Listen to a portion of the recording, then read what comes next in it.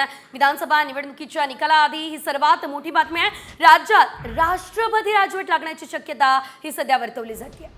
विधानसभा निवडणुकीचा निकाल उद्या म्हणजेच 23 नोव्हेंबरला जाहीर केला जाणार आहे लागणार आहे। मात्र राज्यात 26 नोव्हेंबर ऐवजी आधीच नवीन सरकार स्थापन करणं हे आवश्यक आहे, कारण 26 नोव्हेंबरला महाराष्ट्र विधानसभेचा कालावधी हा संपुष्टात येणार आहे आणि त्यामुळे 26 तारखेपर्यंत सरकार स्थापन करण्यासाठी महायुती किंवा महाविकास आघाडीला सुद्धा केवळ 2 दिवस मिळणार आहे।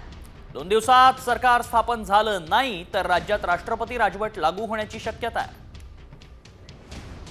मिळालंच नाही कुठल्याही आघाडीला तर मग ते सगळ्यात जो मोठा पक्ष असेल विधानसभेमध्ये ज्याला सर्वात जास्त जागा आलेल्या असतील तर त्याला ते बोलवतील सरकार स्थापनेसाठी। तो जर करू शकला नाही तर त्याच्यानंतरचा संख्याबळानुसार जो कोणी पक्ष असेल त्याला बोलवतील। ते जर करू शकले नाही तर मग मात्र राज्यपाल सगळ्या ॲव्हेन्यूज शक्यता पडताळून पाहतील आणि असं राज्यपालांना वाटलं माननीय राज्यपालांना की बाबा कुठलाच पक्ष सरकार स्थापन करू शकत नाही तर मग त्यांच्यापुढे एकच पर्याय असतो, तो राष्ट्रपती राजवटीचा पर्याय असतो आणि ते मग केंद्राला माननीय राष्ट्रपतीला राष्ट्रपती राजवट लावा असं सांगतील आणि त्या दरम्यान मग ते प्रत्येक पक्ष काय काय अलायन्स करून आघाड्या करून सरकार स्थापनेचं होऊ शकतं का या संदर्भात प्रयत्न करतील आणि काहीच झालं नाही शेवटी तर राष्ट्रपती राजवटीची मुदत जी असती आधी 6 महिने नंतर परत 6 महिने 1 वर्षानंतर मात्र निवडणुका घेण्याशिवाय आपल्याकडे पर्याय नाही असं एकंदर घटनात्मक प्रक्रिया आहे।